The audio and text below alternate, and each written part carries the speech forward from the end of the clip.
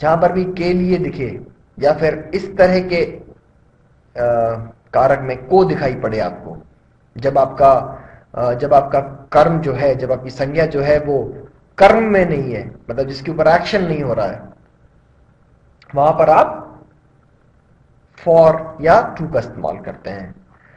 अब फॉर या टू में से किसका इस्तेमाल होगा, के लिए या को के लिए, ये कोई निश्चित नहीं है। इन दोनों के लिए इन दोनों का इस्तेमाल हो सकता है। तो ये बात और जानने की है। ऐसा नहीं है कि के लिए फॉर होगा, को के लिए टू होगा, ऐसा नहीं है। बच्चों के लिए खिलौने, इस तरह का अगर सेंटेंस दिखता है, जैसे वह बच्चों के लिए खिलौने लाया, सो ही बॉट, सॉरी खरीदा नहीं, लाया, he brought the toys for the children. So यहां पर इस के लिए हम फॉर का इस्तेमाल कर रहे हैं, लेकिन अगर हम कहें कि वह उसके लिए, उसने राहुल को तोहफा दिया, तो उसने राहुल को तोहफा दिया अगर हम इस्तेमाल करेंगे तो हम बोलेंगे he gave a present to Rahul. तो उसको के लिए हम टू का इस्तेमाल करेंगे। सिमिलर टाइप का कुछ है कि वो बच्चों के लिए खिलौना लाया, उसने राहुल को तोहफा दिया, तो वहां पर हम सिमिलर टाइप का स्ट्रक्चर है। लेकिन हां, एक और अंतर दिखेगा, यहां पे के लिए था, यहां पे को था। खैर, इस बात का ध्यान रखना है कि के लिए या को के लिए टू और फॉर नहीं आ रहा है। ये दोनों शब्द इस्तेमाल होंगे इन दोनों शब्दों के लिए, कहीं कहीं एग्जाम्पल्स में आपको मिलेगा।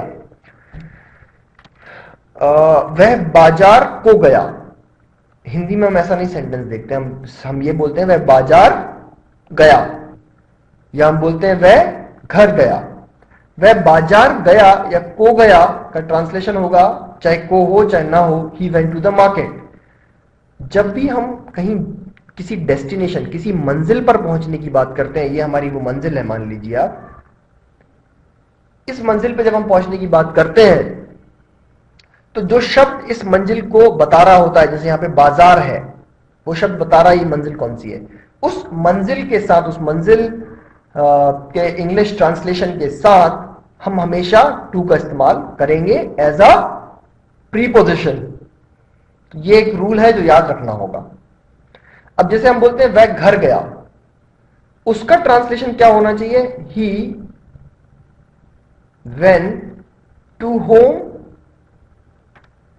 लेकिन ये एक एक्सेप्शन है इंग्लिश में, जब भी हम घर के संबंध में जाने की बात करेंगे ये टू नहीं दिखाई देता है, हम बोलेंगे ही वेंट होम।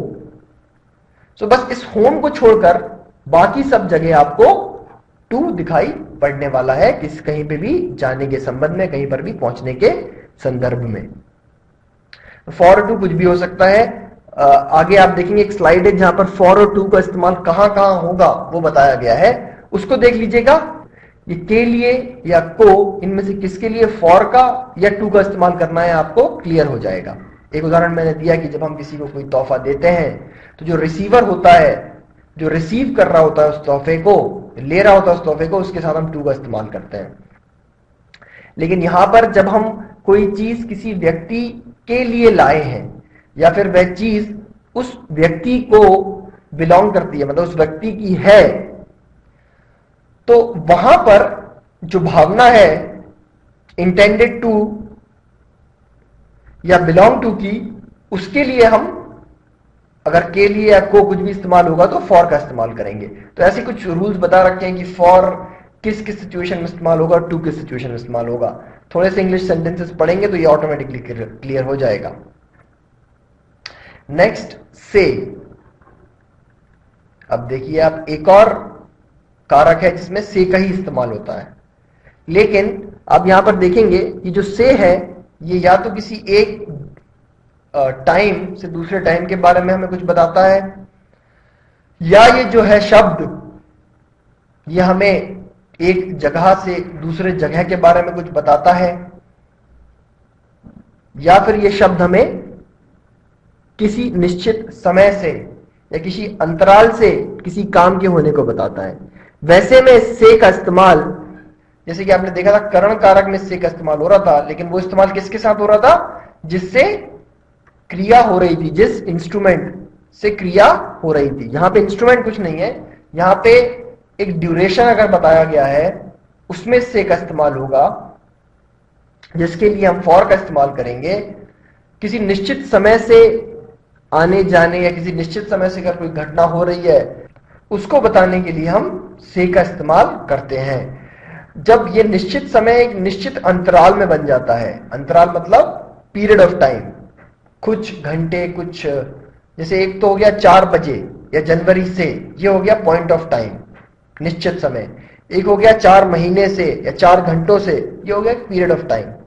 तो उस निश्चित समय के बारे में अगर बात हो रही हो ड्यूरेशन के टर्म्स में, तो हम इससे का इस्तेमाल करते हैं, जिसका ट्रांसलेशन आप यहां कहीं पे देखोगे, पीरियड ऑफ टाइम के लिए फॉर बन जाता है, पॉइंट ऑफ टाइम के लिए सिंस बन जाता है। और जब एक जगह से दूसरी जगह के संबंध में बात हो रही होगी तब वो फ्रॉम बन जाता है। तो देखते हैं क्या क्या है। भोपाल दिल्ली से दूर है, सुबह से शाम तक। Bhopal is far from Delhi, from morning to evening. इस तक के लिए जो है टू का इस्तेमाल हो रहा है। I am waiting since January, since morning, since afternoon. मैं जनवरी से इंतजार कर रहा हूं, इससे के लिए सिंस आया है। I am waiting for 4 hours, 4 घंटों के लिए फॉर आया है, जैसा कि हमने आपको बता रखा है। तो उम्मीद है यह याद रहेगा आपको। नेक्स्ट हम पढ़ते हैं कि ये एक और संबंध बोधक कारक है, सॉरी संबंध कारक है।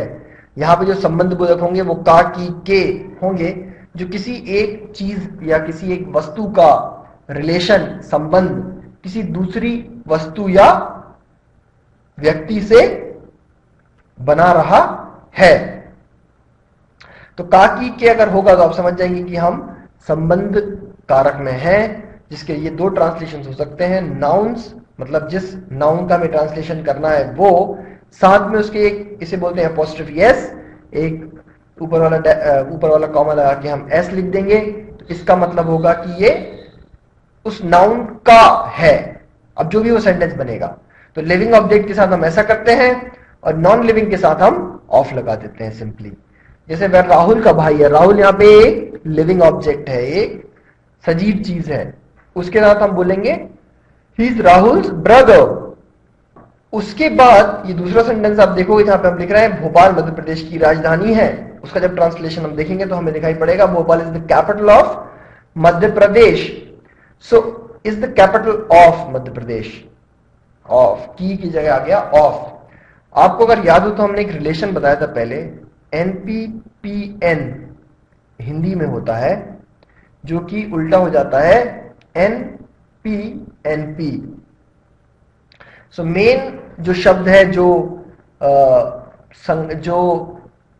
संबंध बोधक के पहले आ रहा है, वो शब्द अब संबंध बोधक के बाद में चला जाता है, और जो ये संबंध बोधक के बाद जो संज्ञा आई है, जिसके साथ वो संबंध, जिसके साथ वो इस संज्ञा का रिलेशन बैठा रहा है, वो जो है वो पहले आ जाता है। सो NP-N, NP-N, P मतलब प्रीपोजिशन या पोस्ट पोजिशन प्लस NP, तो NP-PN विल बिकम NP-NP। तो ये याद रखिएगा, ये काफी परेशानियां सॉल्व करने वाला है। जब हम किसी एक स्थान से जाने की बात करते हैं या किसी एक स्थान पे स्थिति को बताते हैं, वहां पे हम मैं या पर का इस्तेमाल बहुत करते हैं, जिसका इंग्लिश में ट्रांसलेशन मैं का इन और एट है, और पर का ट्रांसलेशन ऑन और एट है। सो इन आप देखेंगे कि इस्तेमाल होगा जब हम बड़े शहर की बात कर रहे होंगे, बड़ी चीज की बात कर रहे होंगे जिसमें चीज रखी गई होगी। एट जब हम किसी एक छोटे स्थान की बात कर रहे होंगे या फिर एक फिक्स्ड प्लेस की बात कर रहे होंगे। तो आप ऐसा भी बोल सकते हो कि छोटे स्थान को इस छोटे स्थान को इस बड़े स्थान में एक तरह से भिन्न माना जाता है, वो कहीं पे भी हो सकता है, ऐसा माना जाता है। तो ऐसा सिचुएशन यहां पर भी होगा। जब इसके अंदर वाली चीज के बारे में बताया जाएगा तो एट इस्तेमाल होगा, जब इसके अंदर वाली चीज के बारे में बताया जाएगा तो इनका इस्तेमाल होगा। जैसे राहुल मुंबई में रहता है, मुंबई जो है एक बड़ी जगह है, बड़ा शहर है, सब पहचान जाएंगे। So Rahul lives in Mumbai.